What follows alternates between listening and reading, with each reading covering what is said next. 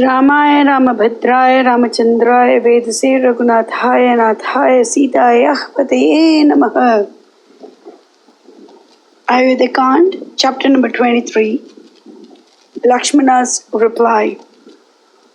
The recitation starts now. Lakshmana never raised his eyes from the ground, a sure sign that Rama's skillful arguments failed to make any impression upon him. He was divided between the conflicting emotions of joy that his brother was firm as a rock in his adherence to Dharma and grief that he had to renounce the throne. His feelings never found expression in words, and the next moment banished even such thoughts from his mind. His brow was knotted and wrinkled in ominous frowns like an infuriated lion. He hissed forth burning sighs like a dread serpent in his narrow prison. He moved his head up and down as if following the rising waves of his wrath.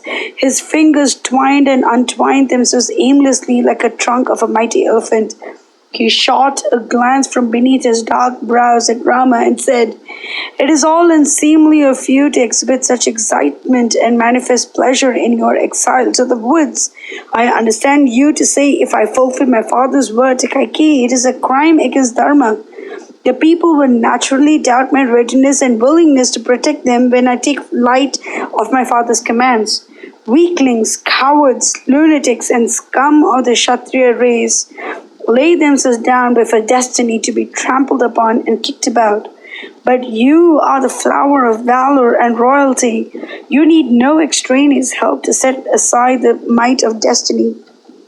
Your head is ever cool and your heart is ever calm.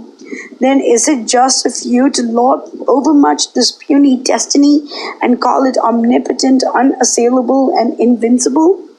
Well said Brihaspati, destiny is the last refuge of a coward, nay, the bread giver. So it is justly the god of the impotent. Man's will alone is omnipotent, and destiny flees before it. What a worthy theme of praise! You apprehend treason against Dharma if you fulfill not your father's command. But I wonder why you fail to harbor any suspicion of these sinful creatures, Dasharatha and Kaikeyi, that seek your ruin and destruction. I will not have you say, are they not loyal servants of Dharma? The world is full of such scoundrels who are adepts in the art of hiding their cruelty and wickedness under the cloak of loyalty to Dharma. Your pure and innocent heart never suspects them, but sees in them its own reflection. Why do you not understand that it is a preconcerted scheme of theirs to prevent your coronation? If they had not set about it long ago, why should Kaikeyi put off so unconsciously long the 2 boons granted to her thousands of years ago? Let me sketch you the plot. Says Dasharatha to his fellow conspirator, Rama is, by a cruel misfortune, my firstborn, and as such has a lawful claim to this kingdom. But, you know, my heart is set upon placing your son on the throne. Alas, the obstinate people would not sit quiet and see a younger brother crowned over the head of the elder. Well, let us seek to achieve our ends another way. I will solemnly promise before the assembled millions high and low to place Rama on the throne. Next, you come into the game and imperiously and relentlessly demand 2 boons I granted you of yore. I fume and I rage, I rave and I swear, I weep and I entreat, I curse and I scream, but I will give in after a well-stimulated fight. Rama will be banished to the wild woods for a long time, and Bharata will rule over the earth. Find me anyone on earth who supports the succession of a younger brother to the throne over the head of the elder. I do not care to sit patiently under this injustice. I would have you excuse me. You are endowed with the greatest and the keenest intellect, and in this affair you are under a huge misapprehension. A distorted conception of the practice of Dharma makes you say, I will not have this coronation, I will go to the forest, else I will lay myself open to a heinous sin. That dharma of yours is the object of my special hatred. Dashratha, the king of Ayodhya, is set up by the artful Kaikeyi and speaks such words as are inimical to dharma and utterly condemned by all people. And you, of inconceivable might and invincible valor, bow your head in submission and obey their unjust behests? What an impossible chance! Pray, pardon me if I attribute this attitude of yours to a slight, though temporary, aberration of your noble intellect. It cuts me to the heart to think that you are their dupe and take it as gospel their plots and wiles to prevent your coronation. Find me anyone among the millions of this world who take your view of the discharge of duty. They are our parents, but to the world they are, in fact, our bitterest and most relentless enemies. They are sheep under wolves' clothing, slaves to passion and lust. They seek ever our ruin and destruction, and no sane person would ever dream of obeying their commands.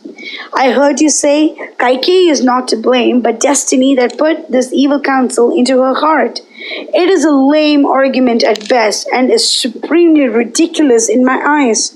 I tell you once again that none but cowards and weaklings bend themselves before destiny. It is utterly powerless before such heroes and men of iron will as ever have their feet on its neck.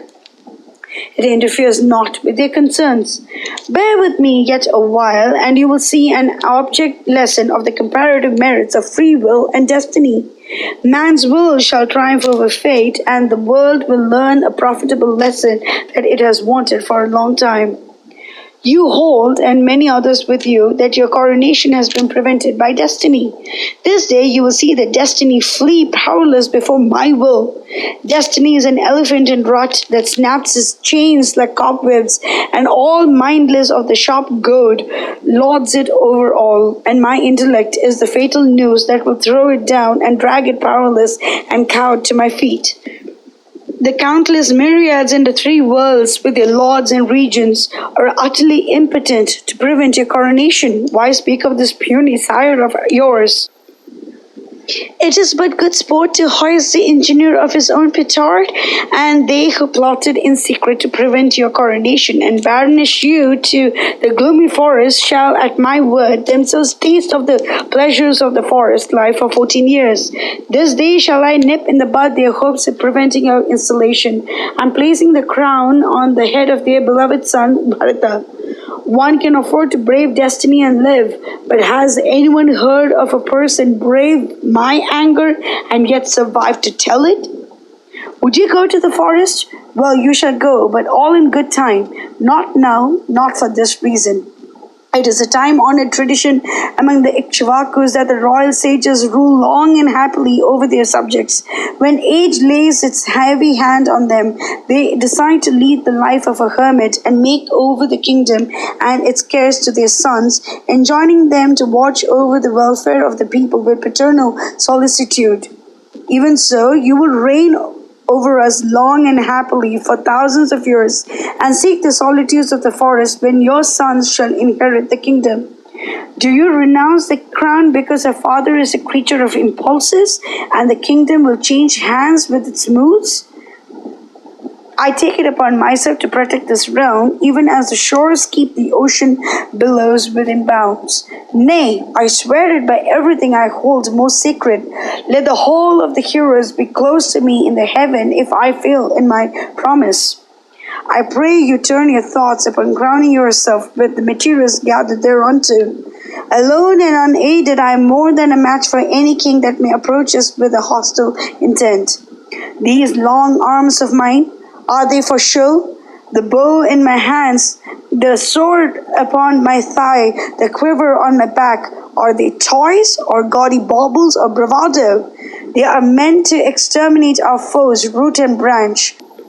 My heart knows no peace. My arm knows no rest. If anyone should dare rank himself among my foes and live, my sword shall, like chain lightning, strike him down and drink his lifeblood.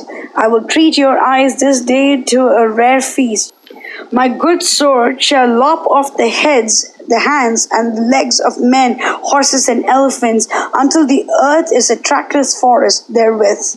It shall flash and wave over the fast falling elephants like blazing mountain, or rain clouds dark and heavy, relieved by lambent lightning.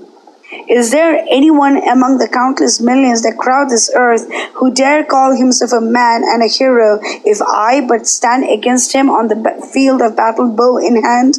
Would they not hide their diminished heads in shame and fear as if they were so many timid women? Now I shall pierce a foe with countless arrows in rapid succession. Now I will transfix many a foe with a single shaft. I will sheathe my darts in the vital parts of warriors, horses, and elephants. So let no shadow of a doubt cross your mind about my annihilating my foes alone and unaided. This day the world shall see the might and splendor of the divine weapons into whose mysteries I have been initiated. I will even pluck the crown from off the unworthy brows of Dashratha and lay it at your feet. These two arms of mine had till now no heavier task than to be smeared with perfumed sandal paste, deck themselves with gold and gems, give away rich gifts and costly, and shield my friends and dependents from harm. Today they shall be engaged in the more glorious and congenial task of exterminating those that stand in the way of your coronation. What foe of yours shall I deprive of life and fame, friends and retainers? Your humble servitor am I, ever awaiting your commands. What shall I do to bring this royal earth under your sway? And to him replied Rama, the glory of the Ikshvaku race. Child, the Vedas lay it down that the person deserves the name of a son or putra, in that his parents' word is law unto him while they are on earth. He feeds countless men and women on the anniversary of their departure to the seats of the blessed, and he makes offerings of food to their names at the holy Gaya. So I will not transgress the commands of our sire. I will fulfill them at any cost. Take my word for it that this is the path trod by the good and great in this world. Thus did he explain, but more succinctly, his course of action and the duty that lay before him. He wiped away the fast-falling tears of Lakshmana and brought solace and consolation to his grieved heart. Mangalam Koshilendraya Mahaniya Gunaptiye Chakravarti Dhanurjaya Sarva Bhaumaya Mangalam.